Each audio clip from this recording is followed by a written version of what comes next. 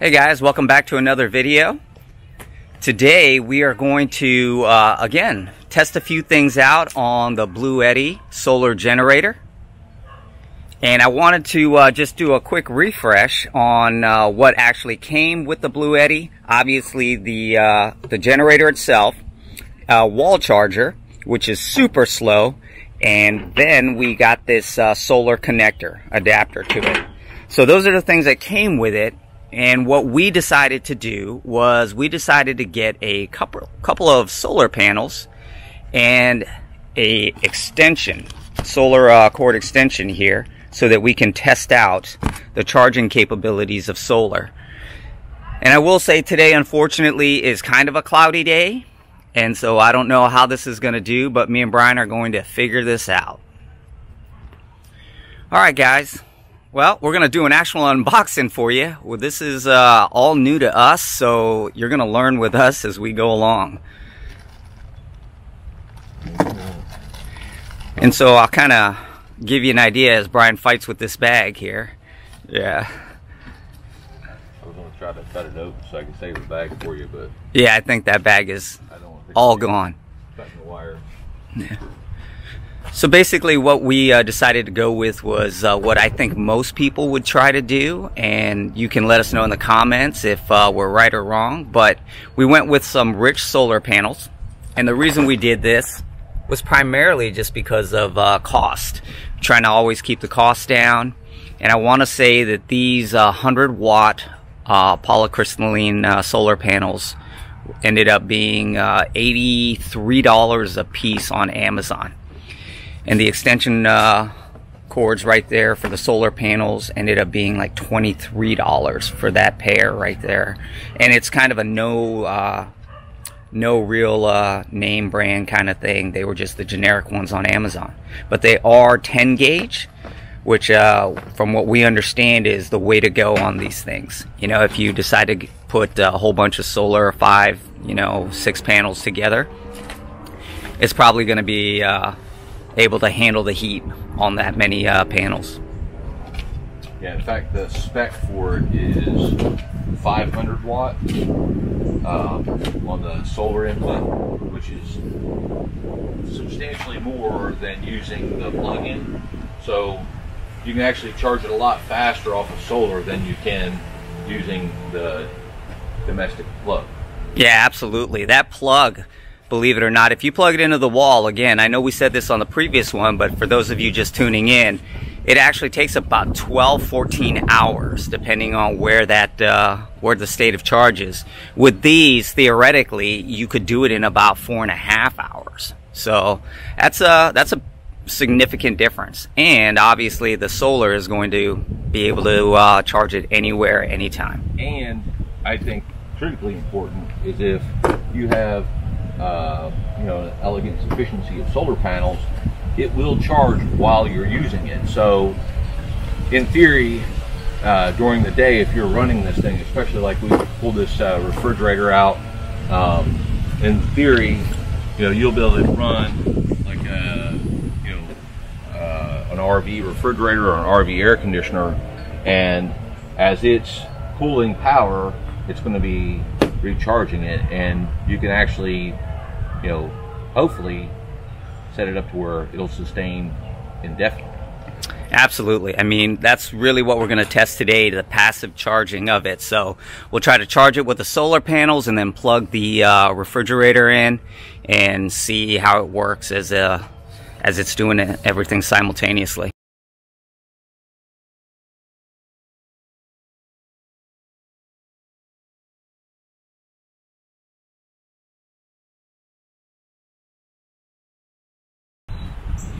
Alright guys, well here's the panel itself.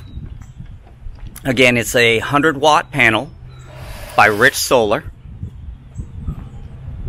You can see it's probably dimension-wise, it's probably about 22 inches wide, and I think they said it's roughly, what, 40 inches long. For those of you looking for the exact specs, here you go. This is the nomenclature on the back of the panel. So you guys can take a look at that. Again, it says dimensions are 39.6 by 26.4, and it's 1.4 inches thick. So, you know, you can have the monocrystalline, polycrystalline, then you have the flexible panels, foldable, all of those. We thought this would be good. One, again, price, and the other thing is the durability. When you have a frame around these, people have said that they just are much more durable. You know, I realize it's not as convenient to have these, but they're not huge, so you could use them and move them around. But at the end of the day, we really went for durability. All right, guys, as you can see, we went ahead and opened up the other one, and now we are going to try to hook these things, I guess, hook them up in what they call in a series, which is one panel connected to the other, and then so on and so on. And then what you would do is use the cables then to connect them all together to the extension, and then to the adapter right here, and then plug it in. And to be clear, we are not giving these things any benefit at all, because it's a really cloudy day and we're in the shade. Yeah, it is extremely cloudy. We picked probably the worst day.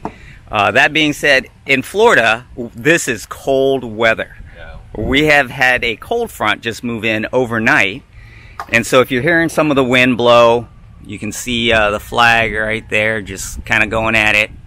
But yeah, it is definitely a cooler day. All right, so again, part of this connecting it in the series is pretty straightforward. You can see there's only one way to hook it up. So, and these are weather tight connectors. So now you end up with, well,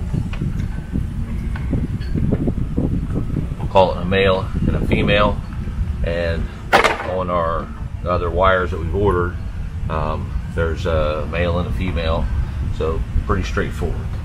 All right, we'll hook those up now.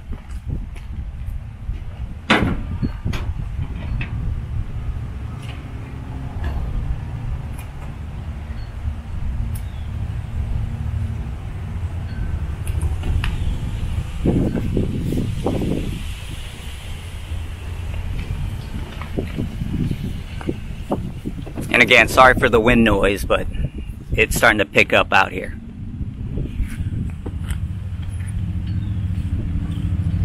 Seems like a pretty snug fit there.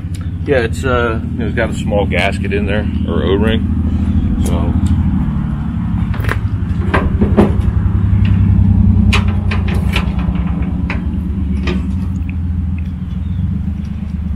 these just have a set of tabs. So the tabs just unhook. Yep. Now we'll hook that one to the other side there.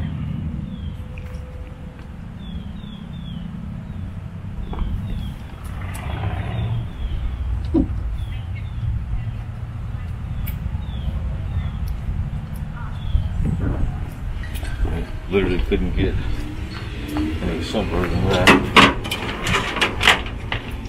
Now, on the Bluetti itself, this is the cord it comes with. There's a big tag there. It says input. Right there. All right. And it tells you can put in up to 10 amps, which works out to what, 500 watt. So again, it's just male to female, plug in, plug in. There we go. All right, not long at all. And as you guys can see, I mean, that was the total unboxing and hookup time. So again, 2 panels hooked together. So technically this should give us 200 watts on a sunny day. And then we ran the extension. I just want to point out that as soon as they're hooked up, this thing lit up and started telling us, hey, we're putting charge into the unit. And you can see it's pretty dismal.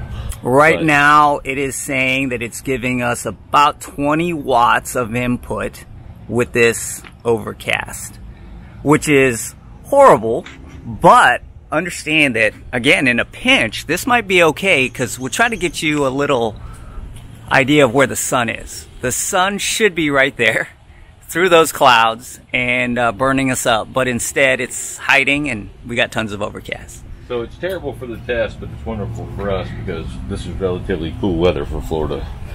Let's get that display up again. And again, it's charging it at 18 watt, between 18 and 20 watts. And this is pretty much complete shade. So you will get a little bit of something. Keep filming it. Uh-huh. I want to see if there's any. I don't know if you guys can see that on the viewfinder. I hope it comes through, but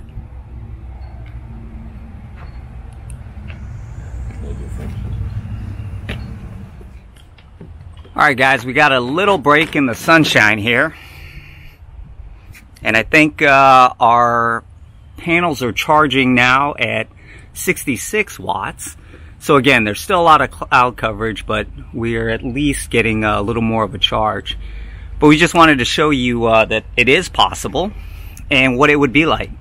One of the other interesting things we found out is that as soon as you plug the solar panels in, it gives you this green indicator light, which makes you think the generator's on, but it's not really. So if you plug it in and you're just charging it, that's fine. But in order to use it now, you actually have to hold it again and turn the system on, and then you'll see all the other displays pop up, and then you're ready to plug something in. I don't know if you guys saw it on the display, but the charging actually jumped up to 77 watts. So, but still now we're consistently at the 30s. So, but we'll go ahead and plug something in right now. I'll turn on the AC portion, and you see the light indicator come on, so it's ready to go. Brian, would you be able to plug that in? Yeah. So again, we're going to test this RV refrigerator and see if we can get it to run and continue to charge. And you'll see the display there. It is, the refrigerator is pulling 129, 130 watts, and the charge rate currently with this little bit of sun is right at 38. So it is charging while it's in use. So far a pass.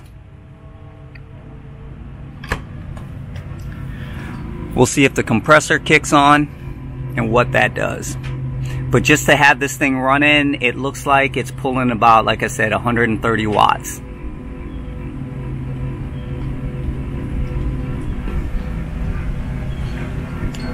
Well, buddy, the compressor is running. Oh, compressor's running. And again, this refrigerator was built for an RV, Brian? Yep, yep.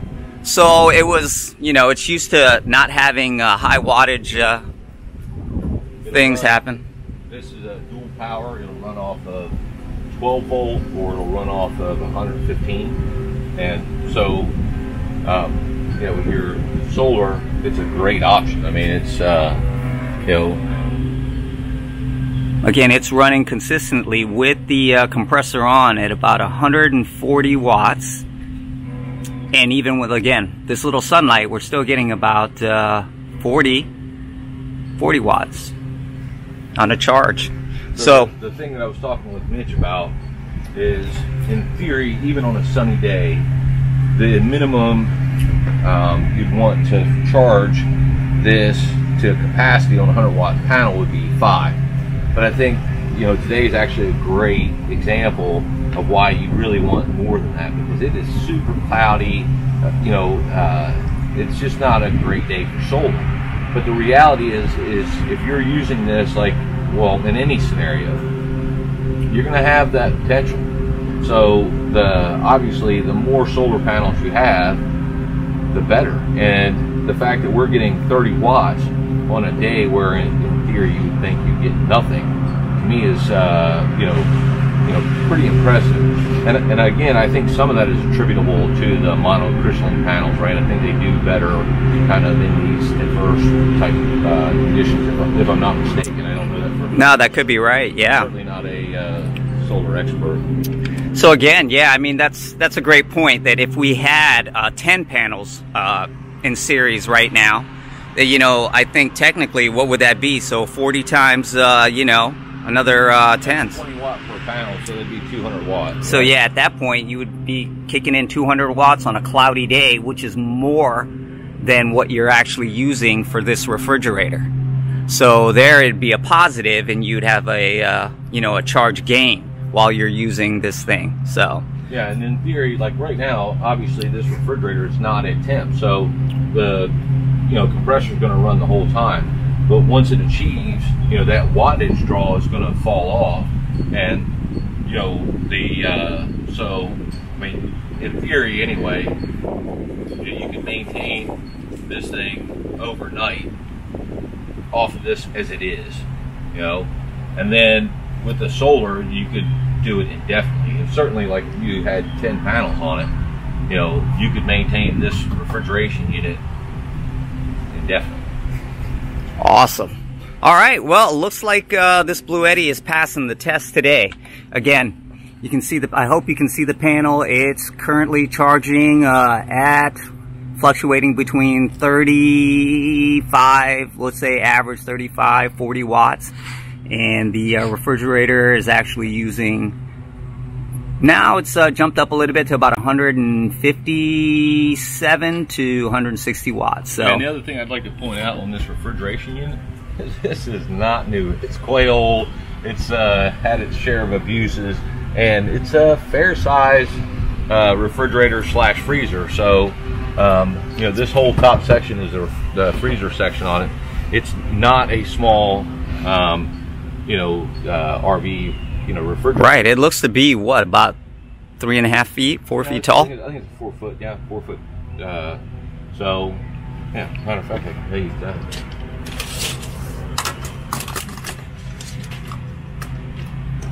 Yeah, she's, well, yeah, 4 foot.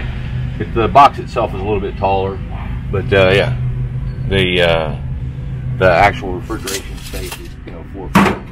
So, again, I mean, I know there are some that are double doored, but for your average, you know, camper or RV, I mean, to me, I'm really impressed by this Bluetti. I've been just having these couple little panels. I'm really surprised that it's able to maintain this refrigerator, and on such a, you know, cloudy, overcast day, it's a little bit shocking for me. Awesome. Well, guys, there you have it. So this was a pass today. You can actually use this thing and charge it at the same time. And as you can see, the setup was pretty easy. You know, they made it so that it was completely almost Mitch and Brian proof, that you couldn't go wrong. And yeah, just a couple connectors. And that's what you would do over and over. If you had 5 panels, you just do the same thing, and then tie it into with these extensions. And again, these are the 10 gauge to handle the heat, and to the adapter, and then plug it in, and then you're set to go.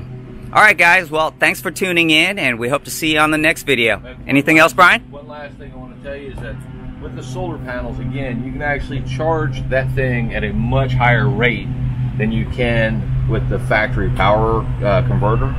So yeah, the solar is a fantastic way to go.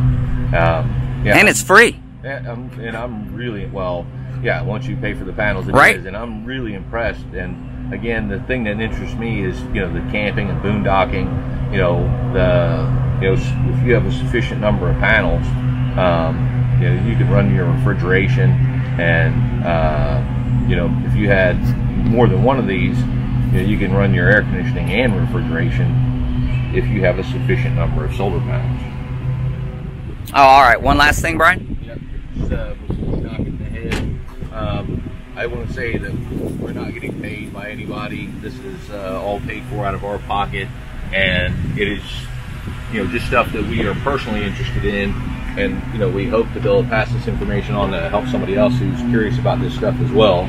And like I said in previous videos, we live in Florida, and this is all relevant to our lifestyle here.